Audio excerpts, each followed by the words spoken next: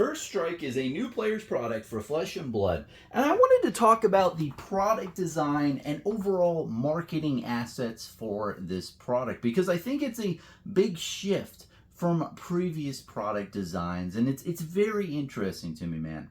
So first and foremost, I'm going to put the whole product here, right, on this side of the screen. You have Bronson and then First Strike.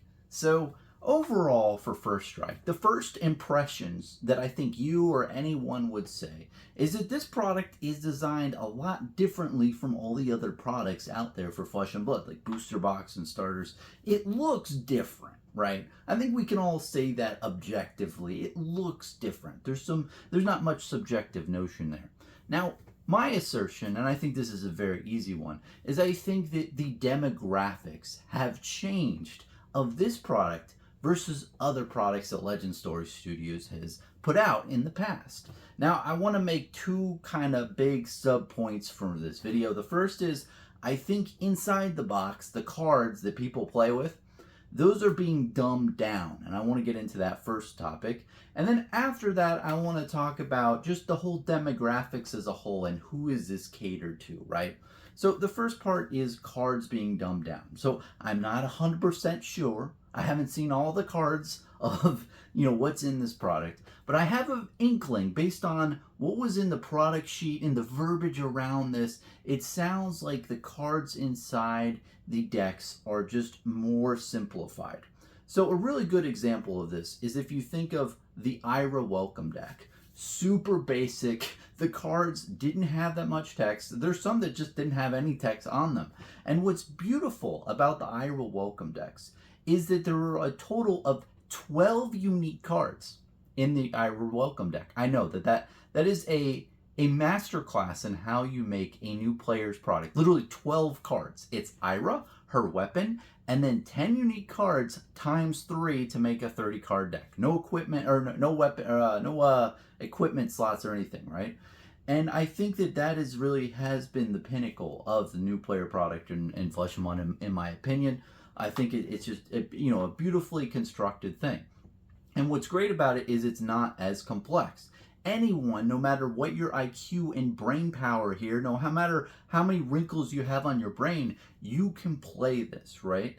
Whereas if you look at a lot of other product lines in the past, like for instance Monarch Blitz decks, the heroes are really tough. I mean, you have Chain, you have Bolton, you have Prism. There's a good amount of text on their cards, and it doesn't really click instantly what you need to do with that hero in order to really maximize their hero abilities. And then the cards as well in the decks, you're a little confusing, right? Same with Bright Lights. Bright Lights was a little bit better than Monarch, I'll say. But even still, if you read the crank mechanic and a couple other mechanics in Bright Lights, there's walls of text explaining what needs to be done. And don't get me wrong, I like when the cards explain everything that you need to know on the card, but even still, when you have new players, you don't want to subject them to that experience. When you're onboarding players to the game, you want to have the dumbest down version of the game. You want the stupidest of individuals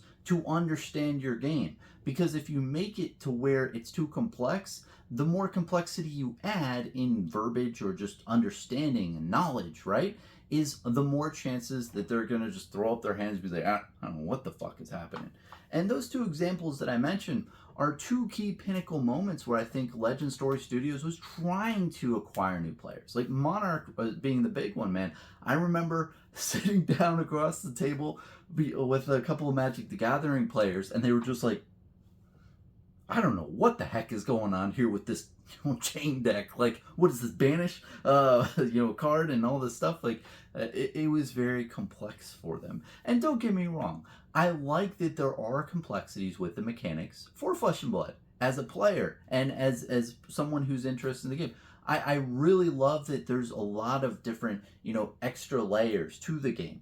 But when you have a new player product, you want to dumb that shit down as much as possible. And I think these decks in the First Strike product are going to do that. I haven't seen them, but I imagine based on the hero abilities alone for Terra and Aurora, it looks like they're just very simplistic. You understand like reasonably well what they do. It doesn't take that much brain power to really kind of go about understanding.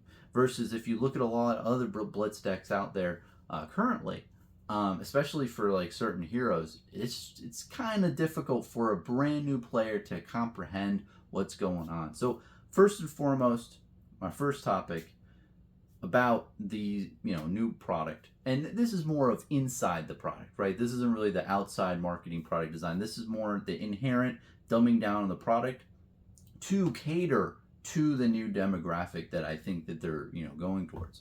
Now let me go into the second main product topic here is changing up the demographic. Now based on this image that I can't see right now, what do you think the demographic in age range is for this product? I'll give you a minute, and I really want you to really think of it, heart of hearts. If you've never seen Flesh and Blood, if you can't see the 16 plus there, what is this demographic, right? What time in your life point in the traverse of time space have you been a person to where this really was a big deal to you, where this would really resonate with you as a person, And I've thought about this for a good amount of time. Right? I'll give you a sec. I've thought about this for a long period of time, and I thought to myself, man, if I was 16, if I was 14, if I was 18, if I was 21, right, where would this resonate? And what I came up with, I'd be interested in what you guys think. I didn't want to like put words in your mouth. So what I think, it seems like it's in the 12 to 14-year-old range, right? You could extrapolate a little bit more or less there. It doesn't look like a 16 plus product, right? I can think back to when I was 16, and if I saw this on the shelf, not knowing anything else about Flesh and Blood, I don't think I would have picked it up. No, I'm just being very honest, very open. The product design of this does look like it's catering to a lower age demographic. I think it's 12 to 14. And it may be a little bit more, a little bit less, but it's around that range. I mean, let's dissect it a little bit, right? The first thing that kind of, jumps out at me is the First Strike logo.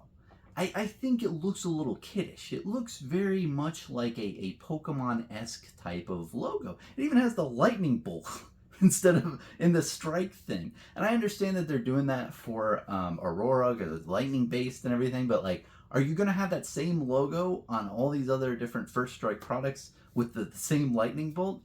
That kind of made me ponder, but it just also makes it look like a lower demographic. I mean, that logo itself looks like, this is a 10 to 12-year-old range. Another thing to note is that there's a lot of pastel colors, especially the light purple, which makes me think, okay, is this geared more towards like a feminine type of person, right? Is this geared towards girls in the 12 to 14-year-old range? Because if you think about the whole Stanley Cup, I don't know if all you guys remember the whole Stanley Cup thing that happened like 6 months ago. They took these random water jugs and they just put pastel colors on it and made people go crazy. It's a very similar concept to that, I feel, like the color coding. And if you think about other products in the past for Flesh and Blood, like Arcane Rising booster boxes, it had the color purple on it, but it was like a dark purple mixed in with a black that made it just look like eerie and cool, right? I thought that box looks really cool. I thought all the products out there for Flesh and Blood, thus far, the product design and the marketing around them looks really nice. But this one, it just doesn't resonate with me. And I think the main reason is because it's catering to a new demographic. And I think that overall, Terra, he doesn't look very, masculine. He's just an old ass tree dude. I don't think he's going to really be identified with the younger generation. As well as Aurora also looks a little bit too digital, right? So I looked at the Marvel card for Aurora. That one looks good. I'm fine with that one. That one looks like a Flesh and Blood card. The marketing asset that's on this box for Aurora looks way too digital. It doesn't look like a Flesh and Blood card to me. This doesn't look like Flesh and Blood. And I really want to get into the whole demographic there. I want to give Legend Story Studios a big prop first and foremost. Is that I am happy that they are going lower. I am glad that they are trying to get a lower demographic, lower age for their consumer. I've been saying it personally for the last year, maybe the last 2 years. I know for at least the last year I've said, hey, there's a huge market within the 16 to 24 range that I think that Legend Story Studios hasn't fully captured. I don't think that they've been in the school systems, in the high schools and the colleges. I think that that is a massive demographic of individuals that they have yet to really fully capture. I think the demographic so far has been guys in the age of 25 to really 35. Like that's the core demographic, 25 to 35, right? Mostly maybe pinnacled around the 30 to 35 range. But that's kind of their core demographic. They haven't really penetrated that younger demographic of 16 through 20, 22-ish range, right? They haven't gotten the younger demographic. So like the first thing I'll say first and foremost is I am ecstatic that they are trying to get a younger demographic into their game. I think developing products for a younger demographic is going to make them a massive amount of money, or just revenue and just market share overall. It's a lot of people that they can get into the game. And another great thing about getting that younger demographic is I feel like it's a continuous process of them acquiring new customers. I've said this in the past. When you have these kids who are in the school system, right, and they have nothing to do all day and they talk about Flesh and Blood and they constantly acquire new customers by just the aging of individuals, and new kids like talk with each other, and have so much free time too, especially the college students in high school. They have so much time to talk, and that's how these games like Pokemon, Yu-Gi-Oh, and Magic the Gathering have lasted so well. And it's kind of like self-perpetuating marketing, and there should be a term for that. I don't know what it is, but it's just a constant acquisition of customers just from just kids hanging out with each other and talking about games that they play. I don't know what term you want to assign to that, but that is a thing. Anyone can think of like games that they've been acclimated to in the past, and through the school systems and stuff, and learning about it through people and seeing it, played, at the school systems or out and about in the schooling process as an adolescent. And that's what I think Flesh and Blood is missing. And it would be really good to get that whole process churning right now, because with your demographic right now, with the 25 to 35, they are just aging out, and it's just not as much acquisition of customers as it could be. So I think it's a great market to get in, and I'm happy to see that they are trying to get a younger demographic in the Flesh and Blood. That is my compliment sandwich here from the get-go. Now moving into more of this product. Do I think that this is like a good product to get the 16 to 20-year-olds? No. I don't think that if I'm a 16-year-old, 18-year-old, I'm going to want this product. I think I would have had to be like 12 or 14 to 14 range to be like, okay, this looks like kind of cool, right? But even still, like Terra, from a guy's perspective, he's an old-ass tree dude. Now, me in my 30s, right? That guy looks fun to play. But me, 16, I don't know. Think about when you're that age, you want these like crazy, high-tech stuff. An old-ass tree man, I don't know if that's doing it, right?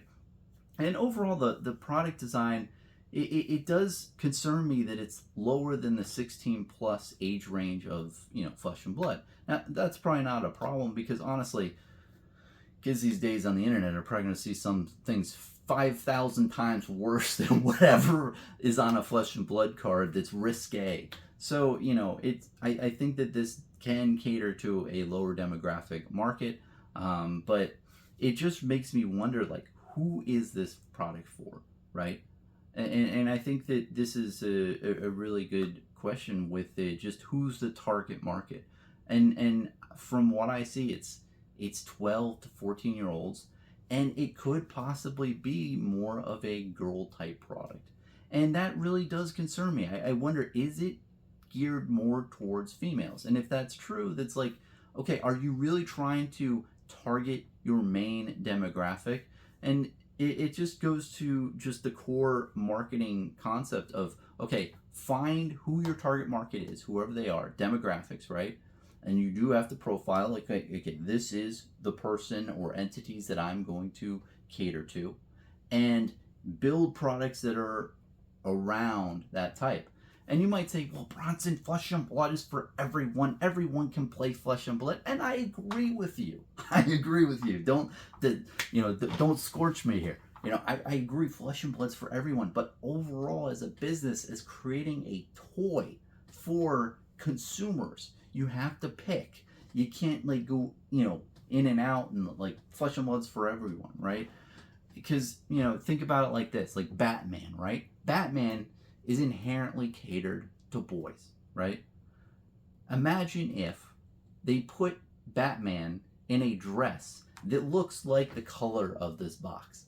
You'd be like, what are you doing? Like, you might get maybe 50 to 100 more girls who are interested in Batman now, but you're going to have a lot more boys who are like, what is this? And that's the concept of alienating your current market, right? Your current market is, interested in one thing, but then if you're putting out something else that's catering to a small subset of your overall market, it may not be advantageous as a business for you acquiring customers. You're going to, there's going to be a large segment that you're not appealing to that you're going to lose out on, and then you're going to get the really small subsect. And I hope I'm explaining this correctly, and I hope it's coming through.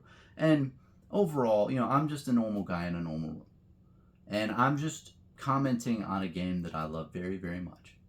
And again, I do like that they're catering to a younger demographic. I think that that is a very good thing to do going forward.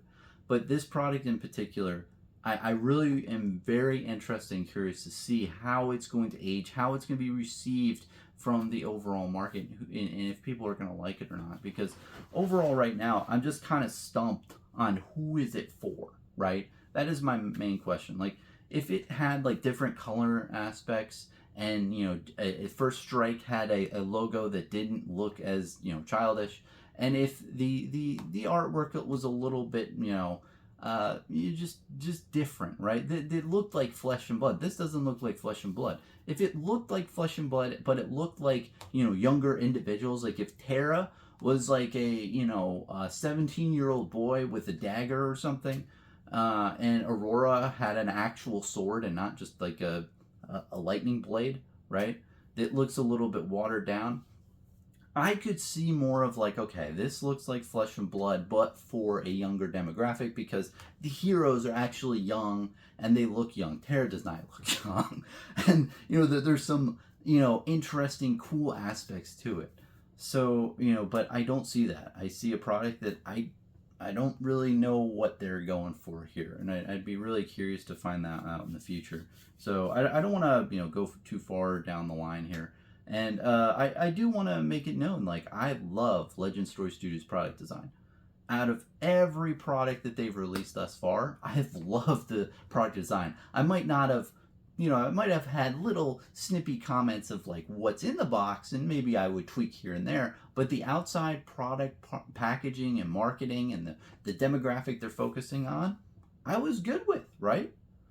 But no, I wasn't just good with. I really enjoyed. I thought they did a really great job, and they knocked it out of the park in the past. MJ and Robbie, you guys, I love you guys. You've made really good shit. But if I'm just being completely honest here, as a fan, something is changing here. I see what you guys are doing. I see a little bit down layers, but what is it? What's going on here? And maybe as a normal guy in a normal room, I'm missing something very integral that's going to just make this all make sense, and maybe it's going to be fine, and I'll make a video in a year or so, be like, wow, this did really good. But I'm just perplexed as what that is. So that's what I just wanted to really get out. But yeah, let me know what your thoughts are in the comment section down below. This is a really fascinating topic, and I didn't make this video off the cuff. I've been thinking about this for at least the last week and a half. I'm going to ramble on a little bit at the end. So, but basically, overall, high-level summary, demographics changed. with this new product. They are dumbing down the cards inside the whole thing to make it easily accessible for the lower age. And the lower age demographic you can obviously see from the product packaging and the product design. And we'll see what happens with the whole, if it does well or not. And just rambling at the end, it's something that could be, if I'm playing devil's advocate, this is going into, I believe, Gen Con. This is going to be released during Gen Con. Maybe Gen Con has a different demographic where this would appeal to. Maybe the new generation is just completely different from what I remember, and they're just these colors and these color schemings really speak to them. Maybe there's some high level thing that I'm missing, right? But again, like, there's marketing 101 concepts, right? You have a target market, a demographic that you're catering to. Flesh and Blood for the longest time has been like, hey, mainly males between the ages of like 20 to 30, right? Or maybe 25 to 35. Like, that's the main demographic that they've catered to with their fantasy genre of a highly competitive TCG.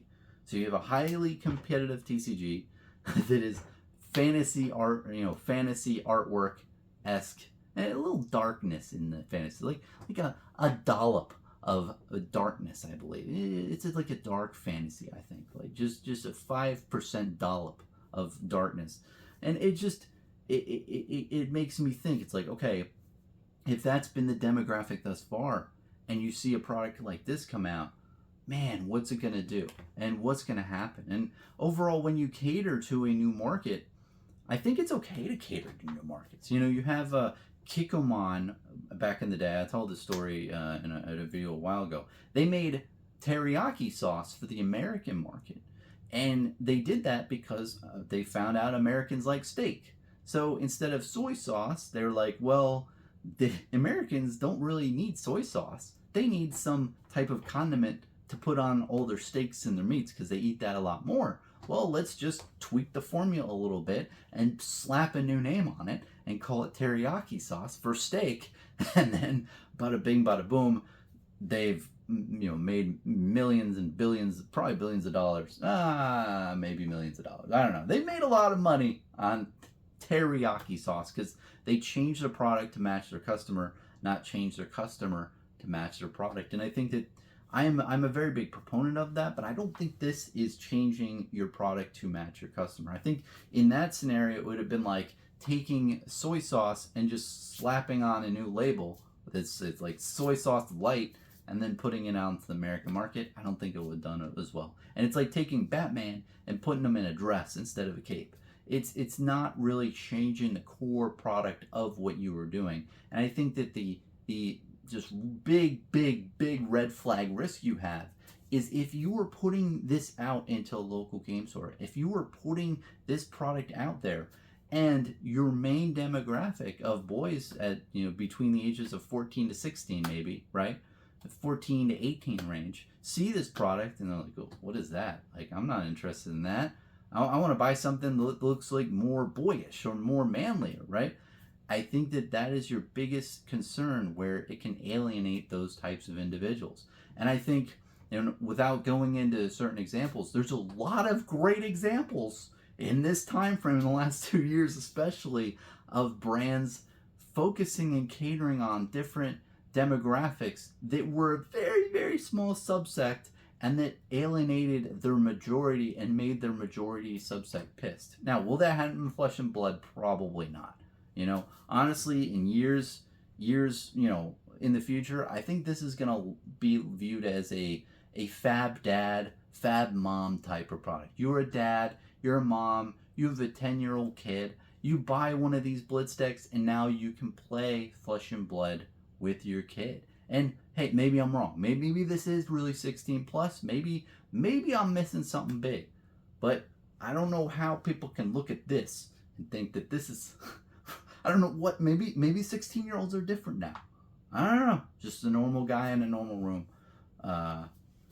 Thanks for letting me ramble a little bit. Thanks for listening thus far. I appreciate people listening to my ass, because overall, I love the game. I don't mean to be too ultra critical. and I do acknowledge my, shortcomings. I'm just a normal man. But overall, I think we can all objectively look at this and say, hey, this looks different.